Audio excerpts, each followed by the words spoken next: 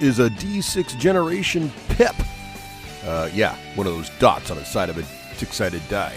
Yeah, a pip. You know, a short pip. Little something. Yeah, about anything gaming related.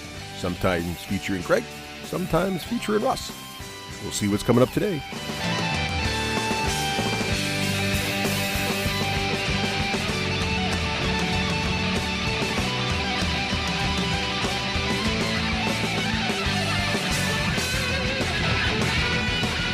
Hey, welcome back, and it's time for another pip. This time around, it's been a little while. I think we missed a whole month to talk about achievements in gaming. What have we been playing lately?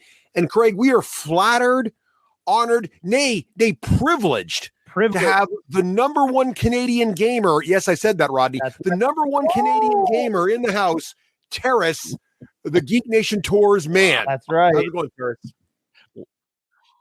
Wow, I don't know the number one gamer that comes from Canada. He's up there, Canadian. The number one gamer from Canada.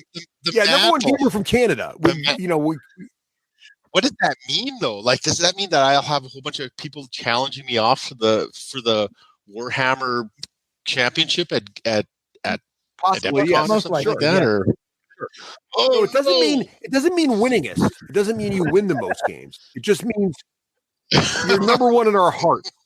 Yeah. Okay, good. That's I will appreciate take your effort. That's right. Okay.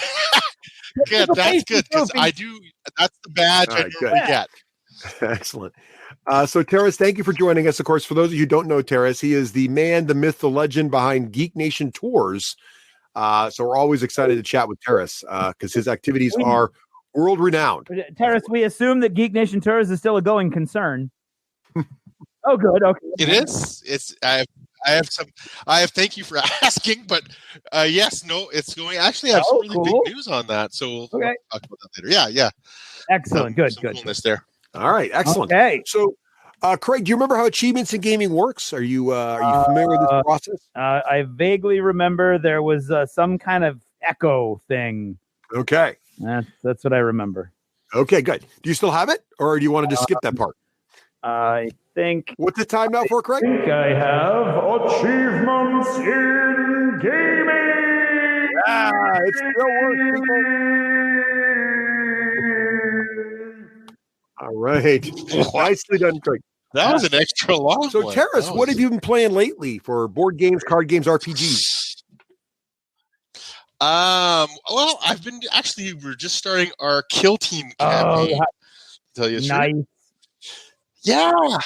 You know what? I'm really enjoying it. I'm happy to be back in the fold of the GW. What are you playing? I'm playing the Death Watch. I know. I've heard that means I'm that guy. But, take away that man's Canadian citizenship. He's that guy. Yeah, that's right. Yeah. No, but I don't have any doubles. Does that redeem me in some way? I have yet to use a frag cannon. Oh, that's okay. But you're not bowing off on the frag cannon. No. I will introduce it one day. Not this day. You do have a model. I do have. So I do, but that's the one thing that I really, really enjoy about what we're doing with Kill Team because I've been converting like crazy. So that's great. Yeah. So, I have a Primaris. I forget the guy with the guys with the gloves. I forgot what their name is. Aggressor, that sounds about right. Yes. Okay. So I've got one of those aggressors, but I've converted him into basically a Primaris Terminator. So I've kind of extended his shoulders, and I've got an assault cannon, a big assault cannon on one side, and I'll put a Deathwatch Terminator Power Fist on the other. So he's gonna be my frag cannon guy. He's gonna be a vet with a frag cannon, veteran, and he'll look like a Terminator on the table. So so I'm gonna try to make. So I've got a few of those. My Reaver Sergeant is in an Inceptor model. So I've been really digging that aspect of kind of personalizing each model and naming each model, the whole bit. Now, are you just playing straight out of the box, or are you guys playing with the more balanced rules that just came out, the arena rules? What?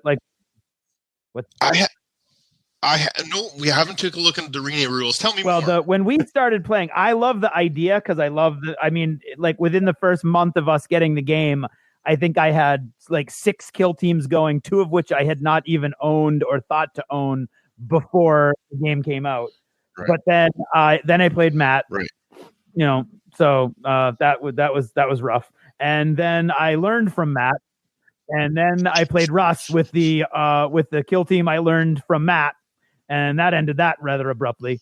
So the fact that the missions were really kind of unbalanced, based from one kill team to the next, sort of, no pun intended, killed the game for us. I think for Russ and I, mainly because we like to play really fluffy, cool story-based lists.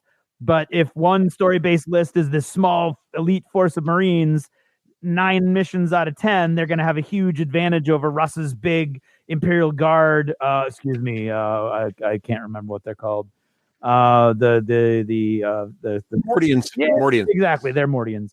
Yeah. So it was kind of there's games that we'd rather play, like the Shadow Spire.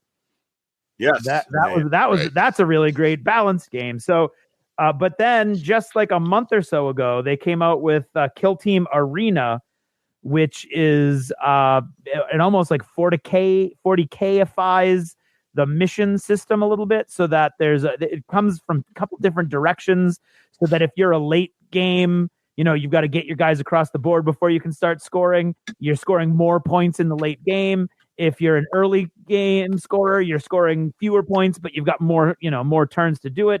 There are mission cards that kind of play off of what's going on around the board. So I haven't tried it yet. I haven't looked at it even because I've been working with the other stuff that we've been doing.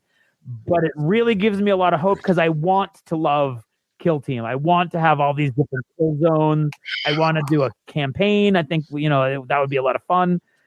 So I'm very excited to hear about how your campaign goes. Oh, that's really interesting. So you, because we have run into that whole Imperial Guard thing, they do seem to be outclassed a lot. So is Arena, we have 4 players, so sometimes we play 4-player games, sometimes we play 2-player games. I believe Arena has that. I like I said, I don't know for sure, but I think it's basically the same game, but it's basically for competitive play. So it kind of balances everything out, and it takes the missions and makes them, like I said, going both from the style of the army and makes the missions more universal. So you're more looking for objectives on the board and things like that. That kind of that I have heard address that issue, because I think if you could play Tau and run into the same problem. You could, there's a lot of Gene Stealer cults. I haven't been able to make them work yet because they're very guardy as far as their stats go, most of them. So So as soon as this is the opposite. So for me, as you know, as soon as you say for competitive play, I'm repulsed. So I saw that up and I'm like, oh my God, I'm not going to even look at that. So I should disregard that. I think, and say, think of it more as a balancing issue rather. Yeah, when you see Games Workshop say competitive play, you should read that as fair and balanced rules. Oh, okay. I agree. That would be awesome if that's the case, because both those, the Gene Stealer cult and the Imperial Guard, really seem to have struggles. And so you think that Kill Team, the original Kill Team, that's the structure of the game or a structure of the missions? The missions mainly. Because if you think about it, right? If I get a victory point every time I kill a model, I have 4 models in their Space Marines, and you have 12 models in their Imperial Guardsmen. Right. That's not very balanced. I can't. Yeah, if we each kill each other down to 1 model, the Marines win every time. Right. Yeah. So, Right, I mean, that's the exactly. grossest example, but that's what we did run into. So Okay. Well, then I will take a look at Arena before we start our campaign then, because what's great about it is I get to also not be the guy running that's the always campaign. So that's it. Yeah, that's a new thing for me. So I'm really excited about that. But the guy that's running the campaign is running a Gene Stealer cult. So I will pass this. yeah, like I said, I mean, your mileage may vary. I have no idea. I haven't. I plan on getting it, especially if it looks like Kill Team is kind of coming back locally with our little group. So, which I would like to get in on that because those games are fun and fast. I love these fast Games Workshop games now. Get a couple in a night or one of each or whatever. So if the local guys still are looking at Kill Team, I'm definitely going to look at Arena to see if I can see if that'll address what I'm afraid. I mean, even when we were playing Russ, I remember saying it wasn't so much an issue with the game as it was these missions. Yes, missions are really. We've talked about this before, Craig. I mean, I think Adeptus Titanicus in our last segment was the same thing, right? If you get the mission right, the games are fantastic. If you get the missions wrong, it can ruin the game. And so I think games that come with a lot of different missions, and so you can experiment and find the ones that work for your play style, are really important. And I think Kill Team has a problem there with their mission selection at the moment. Right. Yeah. Right. Oh, yeah. Interesting. That's awesome. That's incredibly good advice because it comes. It's impeccable timing. There you go. Glad I could help. From the Glad I D6 could help. Yeah. Yeah, and we're of course want to do a campaign because I really like that whole role playing aspect, experience points aspect. So if we can bring that into the whole thing, I know it's not as detailed as like Frostgrave or some but other it's 40K. Of those style games. 40K. Yeah. I think you're right. I think it really does have a feel of playing in the 40K universe, and it also is fun. Yeah, absolutely. I agree with all of that. Yeah, well, for sure. I was surprised at how much I liked it. Quite frankly. Yeah, because you kind of fell off the wagon there for a while, didn't you? Yeah. I would.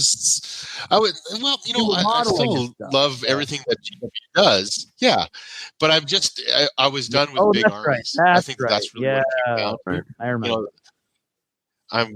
I'm not going to do another big army. I don't think I'll ever do another big army, quite frankly. I think it's all about small armies and experiencing small games and then, maybe moving on, like you said, moving on from one game to another. Cool. So anyway, yes, I've been modeling those, enjoying those, naming all those guys. Also, of course, playing my Frostgrave, nice. Still doing that. So, yeah, enjoying that. I'm just doing my Rangofire, I don't know, tribe, maybe you would call them. So it's a caribou men or reindeer men is what I like to call. So there will eventually next Christmas time be a Santa Claus included in their group. However, they will have to wait before Santa makes his play because I will not pull Santa out until the holiday. Good, nice. I approve.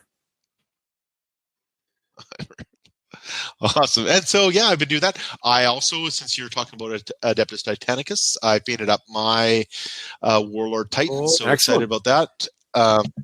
It's a great model to paint. All the models are beautiful. And yeah, I agree. And they're actually a little bit difficult to put together in a pleasurable way. Like they're not really. They go together really well. Don't get me wrong.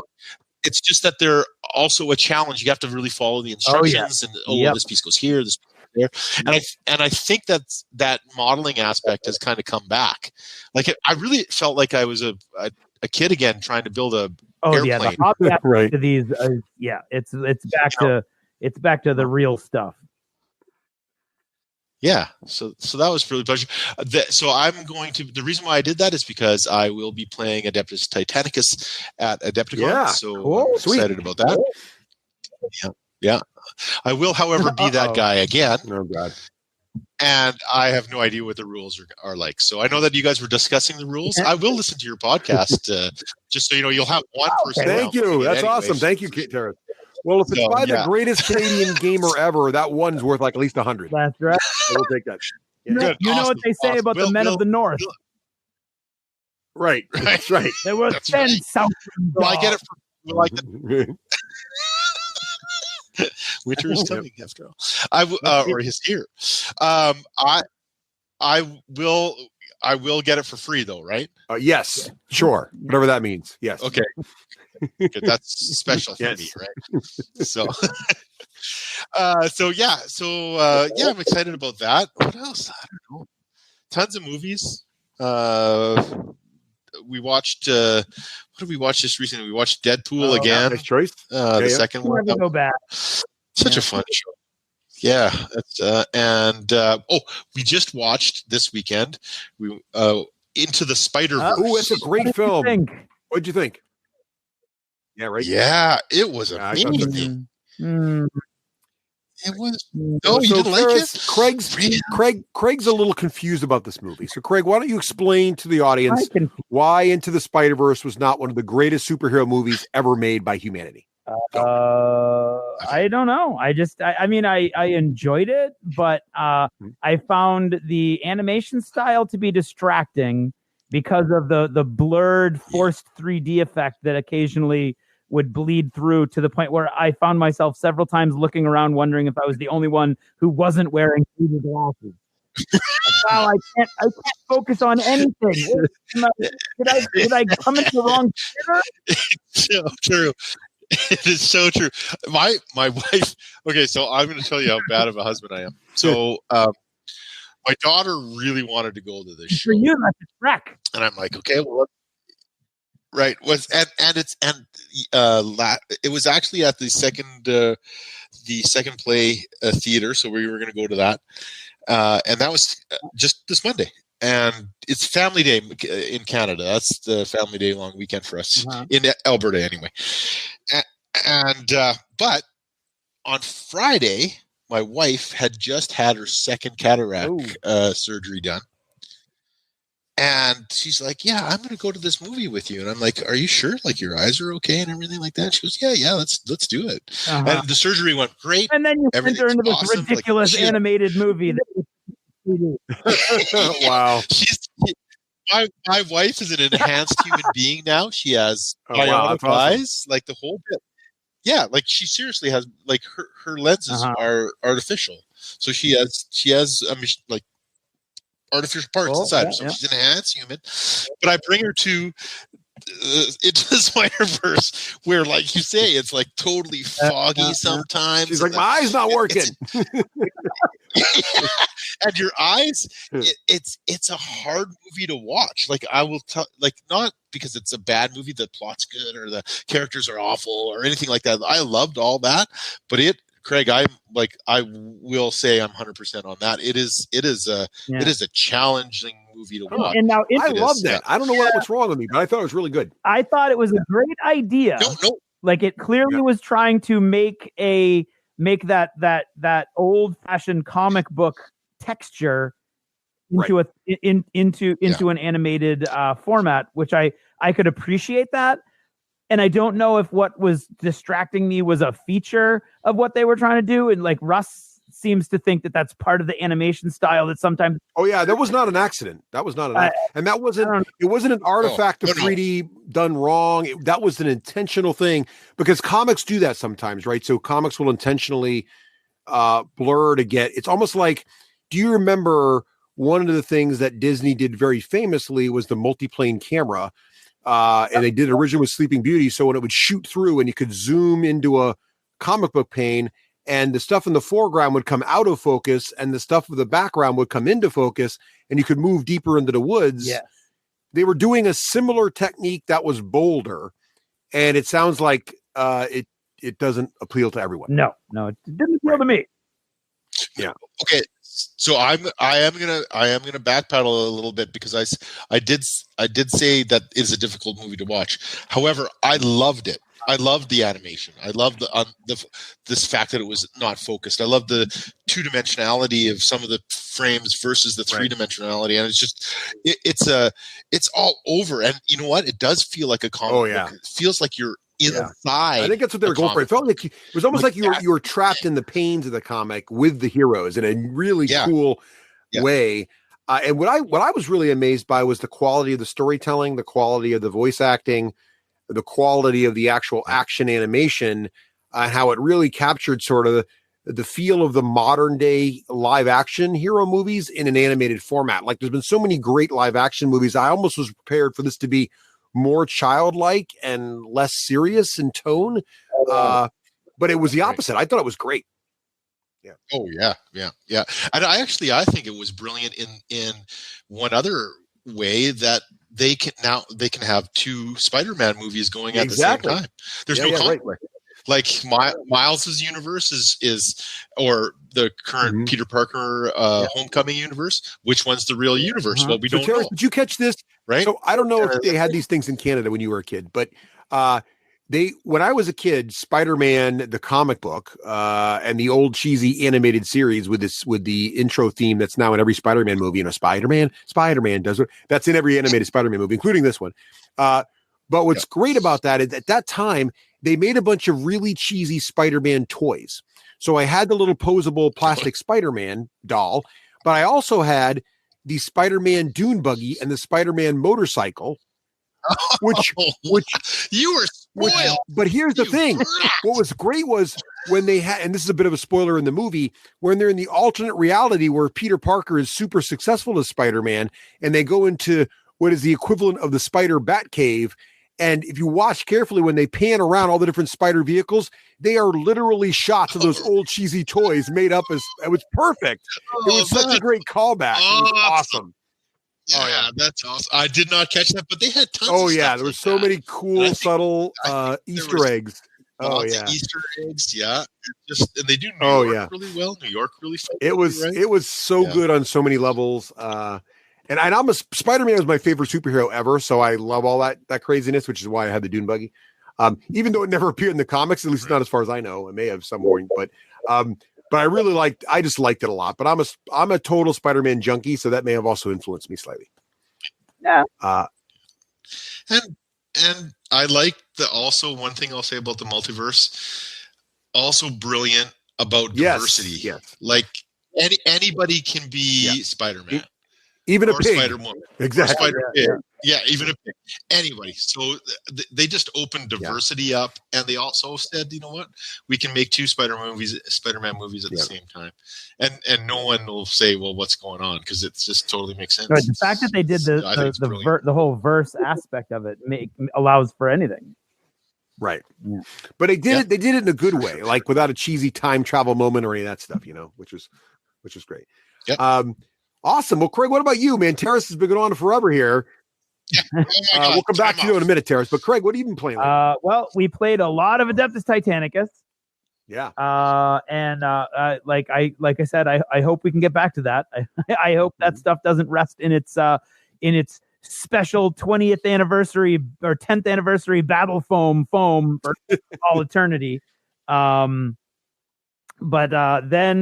I've been also we played some Song of Ice and Fire.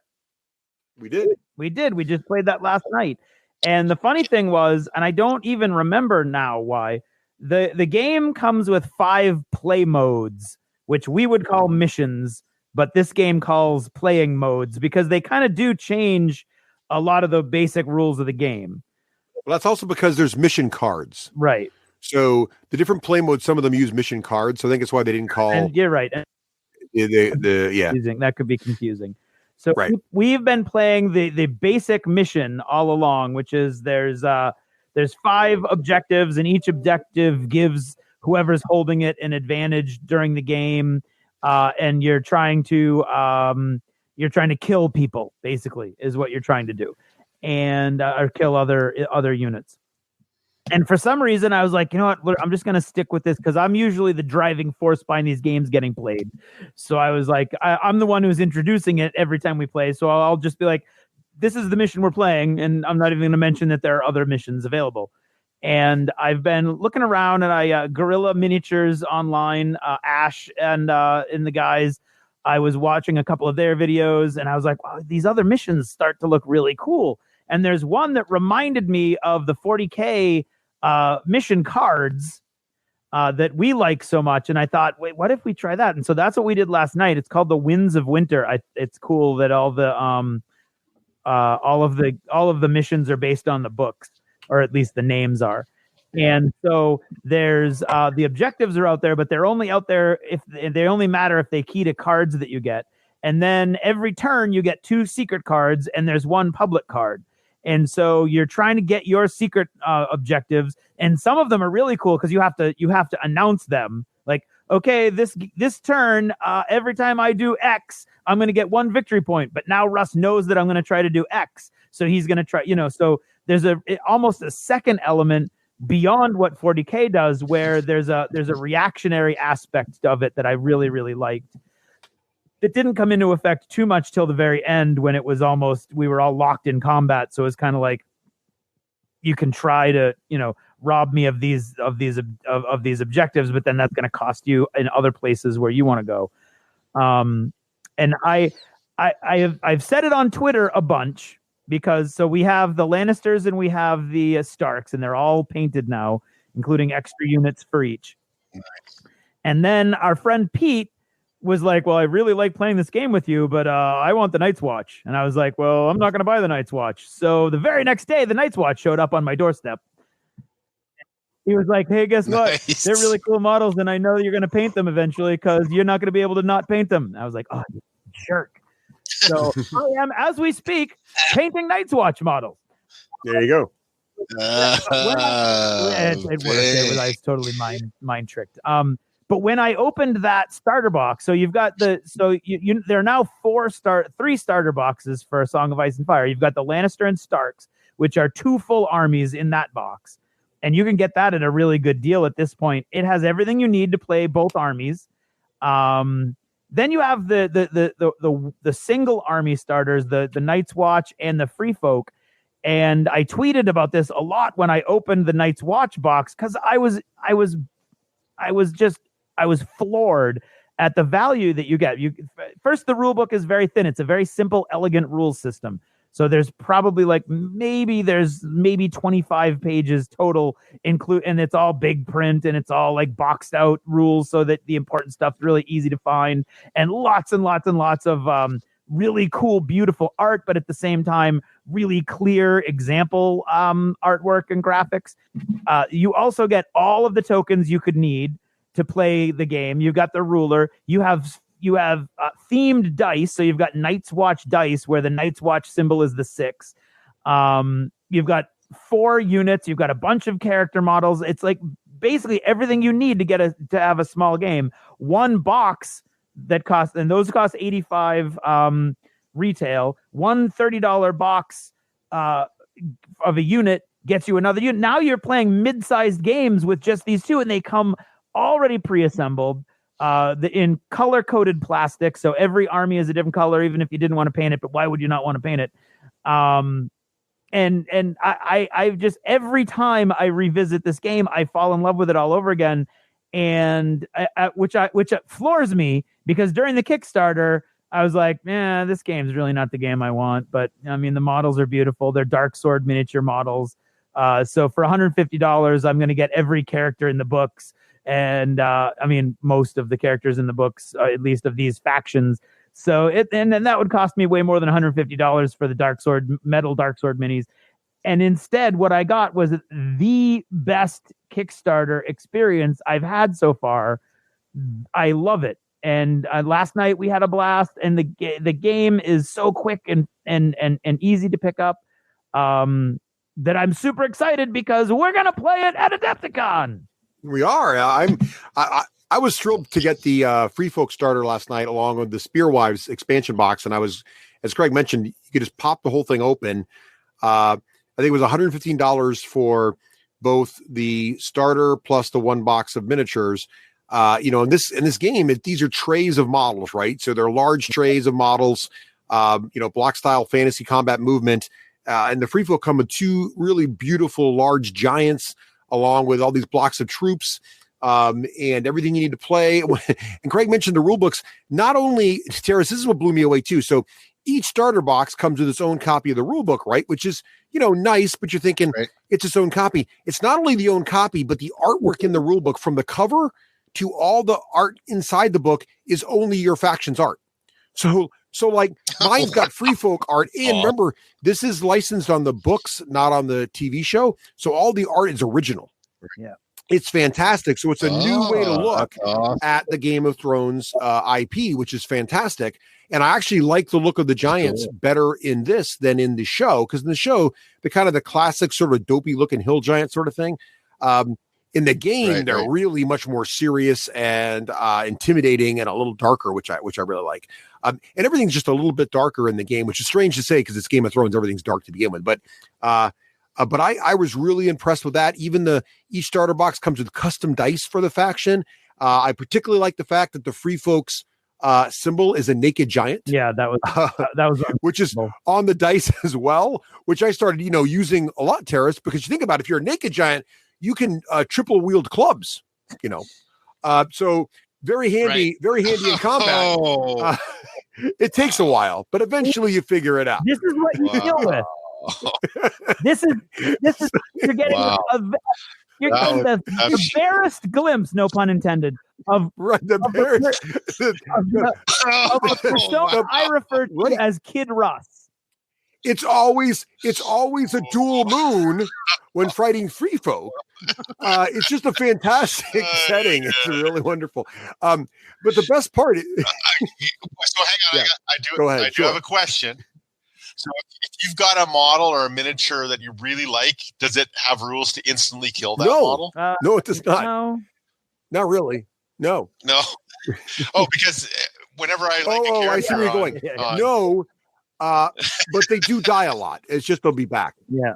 Well, Teras, if you're not familiar with the game, the absolute best part of the game is, there's many things about it. The rule system is movement, simple and elegant. You're into the details of the game quickly. Each unit's very asymmetric, a lot of cool powers. Game feels very balanced, though, each faction. But what I really like about it is there's an off-table politics board to the game. So you can have characters that are political in nature, like a Cersei Lannister or the Spider or Tyrion, and they still matter. The miniature matters. You put it on the sideboard and it does things that affects the battle, but they're not directly on the table. Some of the models too can be both places. So Tyrion can be political, or you can pay a different amount of points for him and put him in a unit and have him fighting. Or Tywin Lannister, same thing. Or Mance Rayder, same thing. He can, so a lot of cool options there, and it really brings the full feeling of Game of Thrones to the tabletop, and it's just a wonderful methodology. Give me an example of what a political character or political miniature. So there's what's interesting about how this works is when it's an integrated turn system. So Craig activates a unit, then I activate a unit. When I go to activate a unit, instead of activating one of my big blocks of troops and moving and attacking or moving and charging, basically giving them an order, I can instead activate a political unit. What that basically means is I take the plastic model and I put it on this sideboard. And the sideboard's got a bunch of slots, right? Each of those slots is a different kind of thing. One of the slots might be heal a unit 3 wounds. So it's idea they're like sending reinforcement. Another slot might be give a unit a free attack right now or a free move right now. And this can become a huge deal because now when you win initiative, you're deciding, do I move a unit? Do I use my political guy to grab a particular political activity? I really need this turn. Like I really need to heal, and Craig really needs to heal. And if I don't use my initiative to go first to my political character, he'll heal before I will. And there's only one healing slot per turn, so I can't do it. The problem is I also need to charge Craig before he charges me. So if I don't charge Craig and do the political thing, then I'm going to lose the healing, but he's going to charge me first, right? So like there's this whole complicated thing happening, and it brings the game to a whole new level. It's really, really slick. Yeah, that sounds awesome because it just alters what happens on the table and gives the whole. That's awesome. Go ahead, Greg. Well, all of they're called non-combat units, and each one of them also has special rules and abilities that key in when you use them. So, for instance, there's an influence mechanic where when I play, let's say, Caitlin Stark She goes down, she does her regular stuff that the tactics board, the political board says she does. In addition to that, I pick one of my models or one of my units. That unit gets gets a boost by removing anything bad that might be on it. It also gets a boost because she's now influencing that unit, meaning she's maybe sent them a letter, or for some she's somehow influenced that unit, and they're now going to fight harder for her during that turn. So they've got those abilities also. Sansa is particularly weak as a non-combat character, as you would imagine, and she's the cheapest one that the Starks have access to.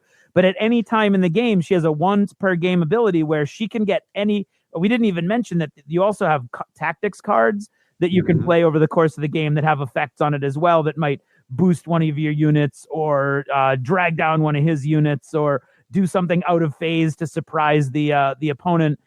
And Sansa has a once per game ability where you can fish through any deck, any of your decks, your discard or your actual deck, to find one card and put it in your hand. So like you can build a strategy based on, well, I really need this one card. And the cool thing is every army has there's 14 universal cards that army has. So every time you face that army, they're going to have those 14 cards. Then every commander has 6 cards that are unique to that commander, 2 sets of 3. And those 2 sets of 3, there's one card in that set of 6 that's ridiculously powerful. And that really, really like kind of encapsulates the flavor of the army. So you have 2 times a game, if you're lucky, where you're going to, like the Starks have Winter is Coming, where once they play it, it locks down the other guy. They can't do any cool stuff for a turn. So it's like if in the right phase, you can really kind of lock the other guy down as far as his special rules go. The free folk we found out, and luckily he was never in a position to use this last night. Russ, why don't you talk about your crazy powerful card? Well, I don't want to do a full review of the game, but I think one of the things.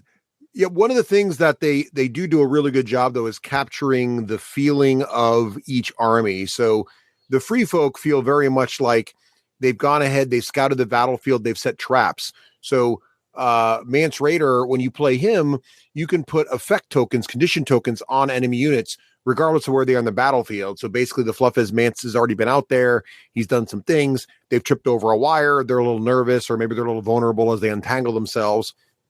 And some of the units, too, all the units have cards. And each of these cards not only gives you all their standard rules, how fast they move, what their defense and attack stats are, but also they all have different abilities and special abilities. And so some of the free folk units, if enemy units move within long range of them, and there's rulers for all that stuff, they can go ahead and put conditions on the enemy, slow the enemy down, do damage to them, because, again, they've set traps and pre-scouted the battlefield. But so my guys, the free folk, their morale's really not very good. If they get hit, they tend to run away. Their armor's crap. They're not wearing the nice heavy mail that, or plate mail or full plate that the Lannisters are, but they've preceded the battlefield all these problems and caused all these maneuvering issues, and you never really know what you're going to get. Meanwhile, the Lannisters, they got all the heavy armored guys. They're impossible to hurt. Their morale's super high. And so they're a lot tougher, right? So you get a nice asymmetric play. Another thing that the free folk can do is they love to double and triple team the enemy. So they're very much a horde and swarm army. And they can bring units back for free with some of these tactical cards Craig described. So again, great asymmetric play. And the heroes all behave as you'd expect as well. So you really feel like you're in that Fire and Ice universe. And you can get all those characters on the board. Awesome. So anyway, so we've been and I loves it. I do. That's it for me for playing, really. That's mainly what I've been playing. Although we did play some Tower of Madness. We did. That was fun. Yes, we did. So go ahead. All right. Teras. You got to tell me about this, because I've got this game sitting beside me right now, as a matter of fact, and I opened it up, but I have not played it. And I bought it at Gen Con. So it's a great game, Teras. It's fast and fun, and it basically combines Cthulhu with Kerplunk, right?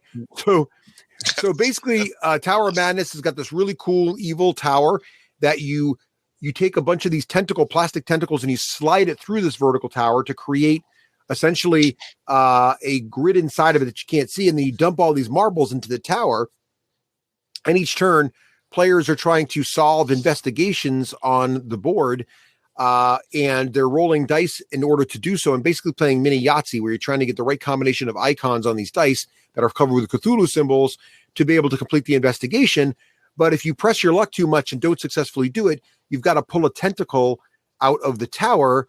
And when that happens, sometimes you get lucky, you pull the tentacle out and nothing happens. But other times you pull the tentacle out, some number of marbles, colored marbles, fall to the bottom of the tower.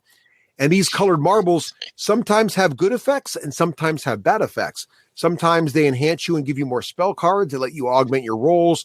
But sometimes they dispense red dot marbles, which and green marbles, which actually start to drive you mad. And if too many of the green marbles come out, the game actually ends and everybody loses because Cthulhu takes over the planet. So it's a great twist on Kerplunk, because Kerplunk, you just pulling, pickup sticks out and hoping that you don't drop all the marbles out. But in this game, there's a little more of a game going on, and the marbles actually have an interesting effect. So it's a really fun game. People, particularly young players, love the tower. But also it's a nice casual game to just play and have fun while you're talking with your friends. So, I would highly recommend this game, especially if you're any kind of fan of Cthulhu. Yep. Fun. Cool. And you said young players, so it's rules. Yeah, we played it with Craig's son, Reese, not too long ago. Yeah. And he loves it. Yeah, no problem. My daughters are much older, and they love it too. And we played it actually with 4 gamer friends of ours not too long ago also, and they also all really enjoyed it as well. So it's a nice game. It's a great game. It's a very relaxed. It's got enough tension in it, got enough theme to make you enjoy it, but it's also a great sort of beer and pretzels thing to do while you're hanging out with some friends. Good filler game too if you're waiting for people to arrive. Another great fast game, Teras, if you like cool looking games on the table, is Princess Jing. So I broke up Princess Jing with my youngest daughter. It's a 2-player game. And when you first glance at it, you think it's Stratego, right? So basically, each side has got a bunch of these really cool cardboard screens, and the whole table is full of these cardboard screens. And behind some of the screens, you can see the screens facing you, and the screens are double-sided. So there could be things on both sides of the screen. Of course, you can only see the things that are on your side of the screen. And during your turn, you can swap any 2 adjacent screens. But the thing is that some of your screens have guys with mirrors in them. And so when that screen moves in front of one of your opponent's screens, you can look at the mirror and it reflects back what's on the screen you normally can't see. So you can basically, by moving your mirrors carefully, you can see what's behind certain screens. And that's important because the premise of the game is each of you is controlling a Princess Jing, and Princess Jing is secretly in love with one of your opponent's guards, Romeo and Juliet. And so you have to Princess Jing has to sneak across this field of screens and find the appropriate guard before your opponent's Princess Jing does the same to you. But the tricky bit is you can use the mirror to try to find where Princess Jing is and send her back to the beginning, or you can use the mirror, but you have to figure out which guard you're trying to send Princess Jing to. So across the table, there's 3 different guards. And to figure out which guard you're trying to go to, you also have to find some spirit animals hiding behind other screens. So it's a little bit of a game of concentration where you're going around trying to spot where certain things are, find the animals that tell you which lover Jing is trying to get to, but also you're trying to remember where your opponent's pieces are when they're moving stuff. Are they moving mirrors? Are they moving their princess? There's also a decoy princess that if you look in your mirror quickly and don't study it carefully, will look like Princess Jing, but if you don't look carefully, you can miss the fact that her hood is shaped differently, and it's actually the decoy. So it's a very simple game, but there's a lot going on, and my daughter and I really enjoy this one. It's a very, very thinky game, but it's a different kind of think. So if you like those kind of, it's almost like it's an abstract game, but it's got just enough theme on it where you feel like you're building a little story too. It's a nice game, and the art and the styling is fantastic. Yeah, I see it here. It almost has a Disney type. It does. It's got a very sort of artsy, sort of Mulan look going on there. Another game, Teras, this one you're going to like. So I've been begging Craig or someone to get this game, and none of them would, so I bought it myself. So basically, what was happening was I had Memorial Day, President's Day weekend was coming up, and my wife was going to be traveling, and so I had 2 days to hang out and game with my daughters, and my daughters and I both love dungeon crawlers, and we both love one versus many games like Descent or Level 7. But the problem is we always fight over who gets to be the overlord. Do you have this problem, Teras? So everybody wants to be the overlord. Now, then comes Betrayal Legacy. So Betrayal Legacy is the latest Legacy game, but it's a shot at fixing and making a cooler version of Betrayal at House of the Hill. Now, the best part about Betrayal at House of the Hill, for those who remember it, is this is a game where basically all the players are exploring an old haunted house, right? But in the beginning of the game, it's fully co-op. You're all players just exploring the haunted house. But at some point in the game, some kind of evil is discovered, and one or more of you become a traitor. And once you're the traitor, now it's one versus many. But the best part about it is because the traitor is going to happen unknown, you don't have to fight over who's going to get to be the bad guy, because you can play the game multiple times and different people are bad guys different times. What makes the Legacy version of this amazing is it tends to fix one of the biggest challenges with Betrayal, which was that some of the haunts, sort of events at the end were kind of semi-random and never really ended. But the cool part is the house grows and builds now, and you're unwrapping certain parts of the game as you play it, because it's a Legacy game, right? So you're naming parts, you're naming ideas. And what's happening is each game is a different point in history. So the first game takes place in 1666. Maybe the next one, I'm going to get the years wrong here, but maybe the next one's like at 1690 or 1710. And the next one's at 1740. So they're like 10, 20, 40 years apart in these events. Each of you is playing a descendant of the same family. So at the start of the campaign, you're choosing a particular family, which dictates your color. And then you get to name each round. You're writing on the back of the family card in permanent marker the name of the family member that's experiencing the event this time. And what's cool about it is if your family member survived the last one, you can opt to just age your family member that many years and bring him or her back. But if they died, you can't, because they're dead. But they might be the great descendant. But the cool part is you find magic items and you find other enchanted things. You can choose to make those family heirlooms, put your family sticker on it. You get to name it as part of your family. But what ends up happening here in this game, which is really wonderful, is it starts out with there's very few tiles for the house. The house is this old, small, cowboy era homestead. But as it grows, each year goes by, there's more and more tiles added. The house is growing. But the great part is, as you've been discovering the house, the rooms that end up existing depends on what happens in the Legacy game, what haunts you find, what rooms get destroyed.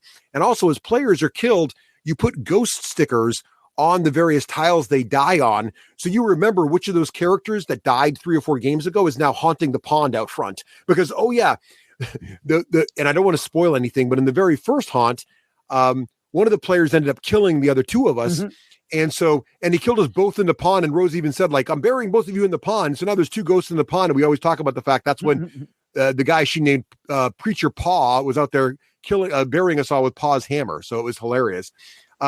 But it just tells a great story, and it's the best Legacy game so far I've seen, where every session of a pre-written game, you really remember what happens, and it really influences every little detail of the game as it goes forward.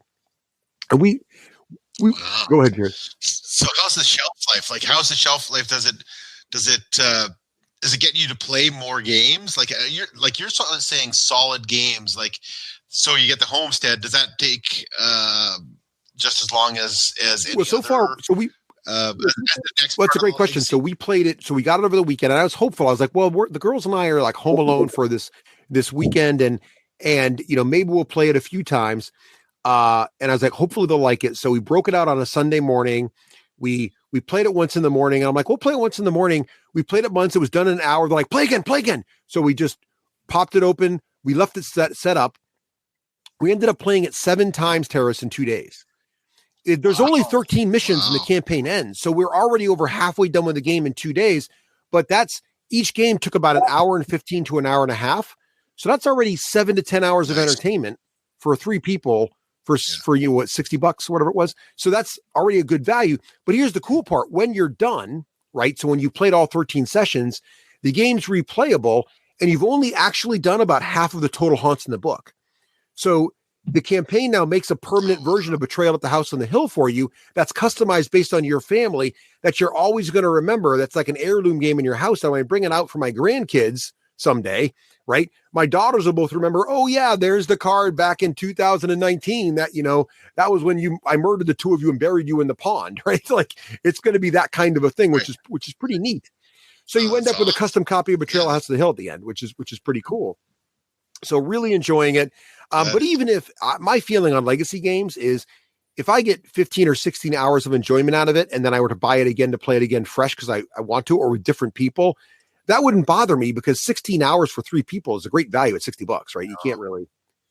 Well, even if you ended it now, seven games, right? That's right. awesome.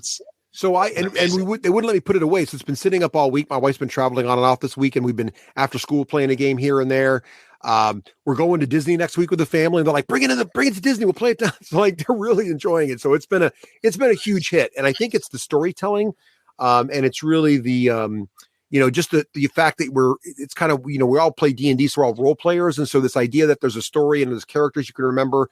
I've had one character now who started out as Billy, age 4. And he survived 3 games in a row. So he was Billy age 4, then he was Billy age 34, and now he's Billy age 85, continuing the story. And I don't want to spoil it too much, but eventually the game allows you to deal out sort of professions. And so when they deals you a profession, it inspires you to name your character differently and be different. So it's fun to see as people become preachers or doctors or soldiers or war veterans. It's just a fun game. And I think they've really nailed the best part of Betrayal at the House of the Hill and the best part of Legacy just sort of fused together. So I'm really enjoying it. Nice. So I know we're going a little long, but it's always traditional, Craig, that we talk about other geeky goodness. Yes. But Teras, I want you to kick it off because when we ask you about geeky goodness here, I love to hear what you're up to with Geek Nation Tours. What's the new hotness going on at Geek Nation Tours right now? Oh, okay.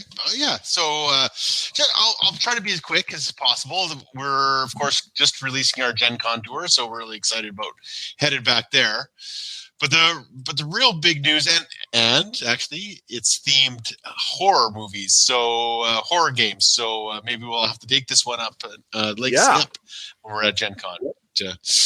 Anyway, the big news for us is that we're now partners with Osprey Publishing and Osprey Games. So it's a big kind of coup for us. We're really happy about it. Thank you, Osprey Games. Congratulations. That's awesome. Cool. Yeah, it's a big deal because it really makes our tours way better. So, for instance, our Feudal Japan tour, when we go to Sekigahara, is always an awesome, amazing tour. So we go battlefields of Japan, watch people make swords, go to samurai festivals where samurai walk in the streets with us, and the whole bit, everything you'd ever want to do in Japan, we do that. But we also, this year, we have Stephen Turnbull, Dr. Stephen Turnbull, if you've ever read a book about Japanese history, samurai ethics, samurai religion, this is the guy. And now he's on our tour. So it's a big deal for us. We have a guest host on all our major battlefield tours. And so we're really excited about that. So that's 3 tours we have. We have our Sekigahara tour. If you ever wanted to go to Japan, this is the one to go to. We have a tour to Italy about gladiators. We have Daniele Boelli from History on Fire. That's also an Osprey game, an Osprey Publishing tour. And we have a Frostgrave tour to Estonia.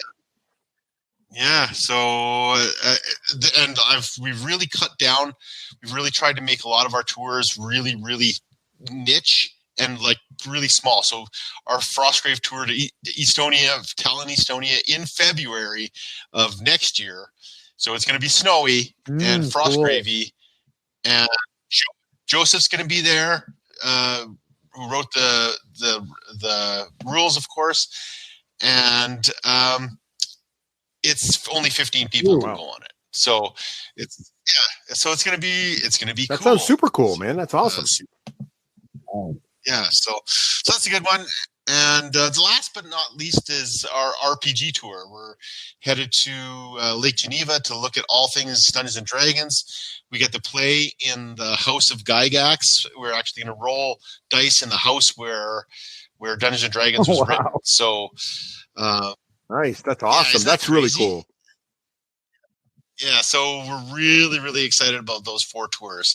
So, if you check it out on my site, but I won't go on too much about them. But really happy about our new direction and what we're doing. All right, Teras, I have to ask you. I know Craig's seen it, so I wanted to talk about this. Teras, have you seen Umbrella Academy yet? We are on the second last, or we have 2 shows left. So no spoiling. No spoiling. I'm on episode 3. Yeah, I'm on 4. Okay. So what did you think? No spoilers. But what did you think? No, I think it's awesome. And as a matter of fact, you guys are taking up the time that we would be normally watching. Oh, there you go. Umbrella Academy. Yeah, it is It is great. It's got a lot of feeling, a lot of heart. It's I like the filming. There's a lot of cringing times when you're going like, oh, no. The characters are believable, and you have a lot of empathy for them.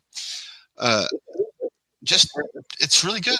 It's exceptional stuff. I really like it a lot. Now, I wanted to ask you guys, for some reason that I can't explain, it reminds me of The Watchmen in a good way. Do you, anybody else get totally that? Does. It totally does. Yeah. Yeah. Yeah, I don't know why, because there's not really that many parallels. Well, it's got that poor man's Justice League thing going. Yes, maybe that's what it is. It's got like, we're all going to wear the same mask. You know what I mean, like all the flashbacks to when they were kids. 100% Watchmen. Yeah. And then you have the existential danger, right? Right. That's looming. That was very much. Well, I think that's spot on, Russ. I think it makes perfect sense. Yeah, I would completely agree with it, and it feels a little X-Men-ish too at the same time. But I think Watchmen. I think that's a really good, enlightened look at it, because it really does have that dark. It has the darkness too. Yeah, it's absolutely. And the villains are Watchmen-y too. Well, villains, but the two people that are hunting them. Let's put it that way. With the crazy mask that like inflate and become steel or something on their head. Like those two people just feel like quintessential Watchmen, antagonists, right? And go ahead. No, go ahead. Well, I just thought and what's funny is you mentioned the X-Men, and my oldest daughter refused to watch it initially because she's like, oh man, gifted kids in a school. Oh, haven't seen that a million times. No thanks. Right. So she checked out immediately. And my youngest daughter, and I will give it a try, and she's totally hooked. And she's tell Rose that it's not really a school. We tried to lure her in. We think she'll like it. Because we said to her it's not, and that's when I was kind of racking my brain. It doesn't feel like X-Men. It feels like something else. And of course, they haven't seen Watchmen. I was like, oh, it feels like Watchmen. Well, it's X-Men if Professor X was like a sociopath. Right, exactly. Yeah, for sure. It's the evil Professor X for sure. Yeah. No, I love it. It's a great go, and it's so weird nowadays. You sit down. I knew it was coming, but I turned on my Netflix and it just said, watch this. And I'm like, oh, you know what? I did not know it was coming, and it just kind of popped up, and I was like, oh, I'll give it a shot. It sounds kind of like one of those novels that Russ likes. Like, don't you like the Parasol Academy? I do. The Parasol, yes. The Parasol. Something very similar to the Umbrella.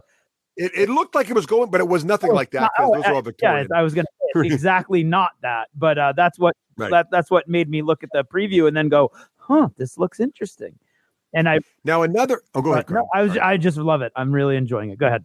I really did too. Another Netflix series that I'm loving, and I don't know if you guys are into this kind of thing, but as I've said before on the show, my kids and I really like anime, but we really kind of anime. I don't want to say snobs. We like a certain kind of anime, and we like Avatar: The Last Airbender. We did like the most recent Voltron reboot on Netflix, although the last season was not very good, so we were kind of sad the last season. But the guys who originally did Avatar: The Last Airbender, they got the band back together and they made a new series just for Netflix called The Dragon Prince. And The Dragon Prince season 1 came out about 6 months ago, and season 2 just dropped. And we binge watched it over the weekend. And man, season 2 was just as good as season 1. And they've mastered that thing that the Last Airbender did, where they go from silly, lighthearted, almost anime, hearts in the eyes and crazy little moments, to extremely poignant and amazing combat. Like the combat choreography animation is crazy good. And the mute woman who uses her shield and sword so effectively, and her fighting style is so awesome. And the way they structured elves in this universe, the elves are sort of bad guys, but not really. I mean, in the beginning you think they are, but it sort of evolves. But there's basically moon elves, sun elves, and apparently star elves. and they're all really interesting and it's just really interesting show. And you got the dragon animations. Oh man, the dragon style is awesome. So have you guys seen this show yet at all? No. Oh. No, Definitely check it out. And Craig, I think you'll enjoy it. Yeah, I don't have the time. I mean, literally, I don't have the. I whilst you're painting, watch the show. No, whilst I'm painting, I'm watching shows Karen has chosen. So okay. a little glimpse into my domestic life. Well, let me give you another show then that you should. Here's one more. Teras, you ready? So, if you have access to Rooster Teeth, which is a website, so roosterteeth.com. Rooster Teeth is famous they were the guys that started Red versus Blue, and they now do a bunch of different animated web series that have evolved over time to be really very impressive.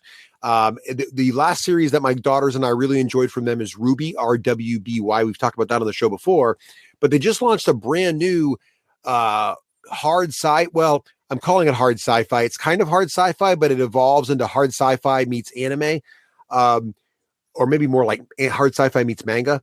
But in any case, it's called Genlock, and this series it's the near future, so like 2060, I think, and nanotechnology is a thing, and giant fighting robots are a thing, and it starts off with a really I would say hard sci-fi and very authentically military combat situation. And then it slowly evolves with that world, almost like Battletech-esque thing going on. If you're a Battletech fan, you got to check the series out.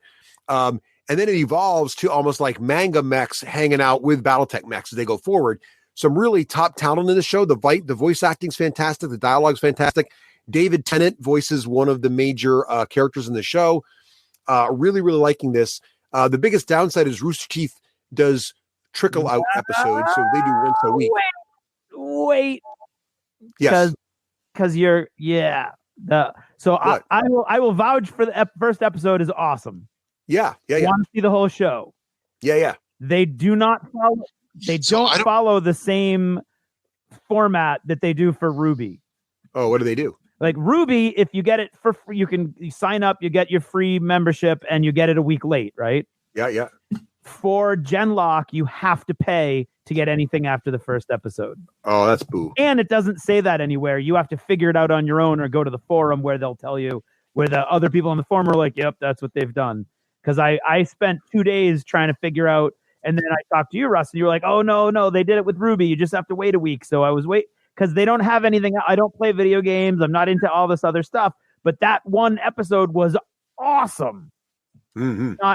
I'm not going to pay to see one show like that. It's just, especially I have to watch it on a computer. So it's not really conducive to the way I can watch anything nowadays. But you can watch it on your Xbox, but I think the cheapest way to watch it would be then. So they have a monthly subscription fee. Yeah. So what you want to do is wait till all the episodes have come out and then pay for 1 month, which is like $3, and then just binge them all and then cancel. That's what I would do. Yeah.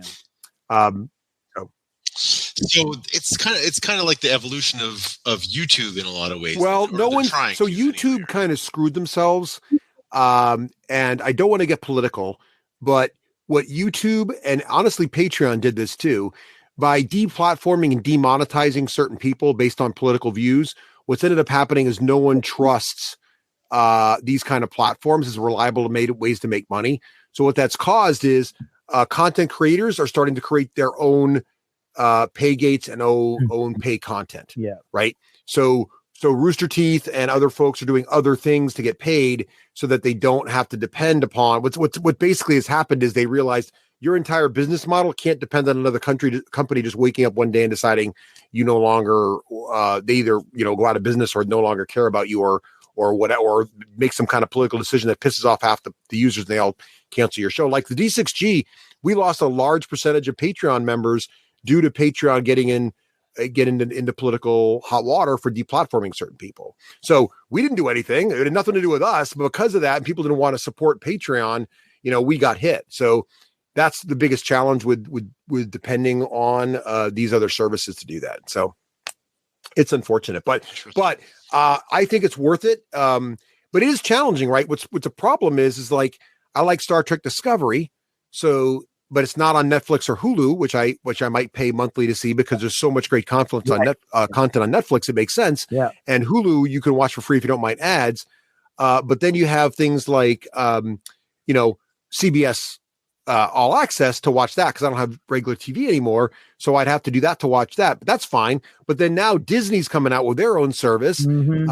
And if I want that, I probably will because they're coming out with their own live action Boba Fett series. Got to see that. Yeah. And they're coming out with their own, I can't remember what else it is, Star Wars thing and who knows what else. Lord of the Rings series freaking coming out on Amazon. Got to pay for that. So it's like, so did you hear that? They like locked in all the Lord of the Rings writers in a room for a month. Oh my God. Yeah, it's going to be amazing. So any case, basically all these great shows are coming out on individual services and it's starting to rack up the cost. So that's a problem. So you got to be strategic and subscribe for the month, watch the show, cancel, subscribe to the other service for a month, watch their show, cancel, it's a pain. Yeah.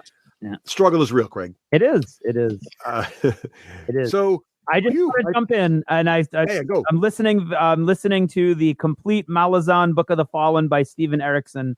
And it's great. It does start slow. The first book is Gardens of the Moon. And it started slow. I was reading it on Kindle and stopped because it kind of drags. The audiobook is great.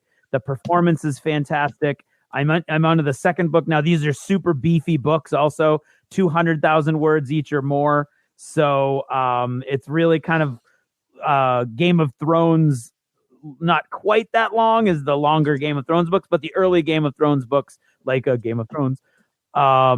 Really enjoying it. I highly recommend it. That's what I've been listening to lately. And of course, I'm still reading The Righteous Mind, recommended by Russ. Let me know when you get to the end because I really want to talk to you about still trying to get to the what is it? the B trigger. The hive switch. The hive switch. That's right. Yeah. That's really interesting too. For those interested, we talked about that on the episode where we talked about how gaming could save the world. It could save the world. So go listen to that, Pip, and that will make sense. The Righteous Mind thing will make sense for that. Yep. Well, Teras, thank you so much for joining us today. We really appreciate it. And thanks for all the information on Geek Nation Tour. Super excited to hear about those new things and really looking forward to seeing you at Adepticon this year. Absolutely. Yeah, it's gonna be good.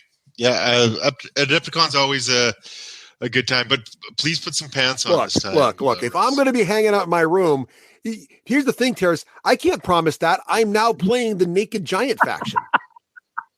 I have to cosplay these things. He's cosplay. Three clubs, baby. I'm ready. See, Craig just got that joke now. Oh, triple wielding, Craig. Triple wielding. No. All right. Oh, I didn't. I heard. Something. I did not hear three clubs. I heard something totally different. All right. So thanks again, Teras. We'll see you at Adepticon. I gotta separate the two of you now. All right. Naked Giants for the win, Teras. Naked Giants for the win.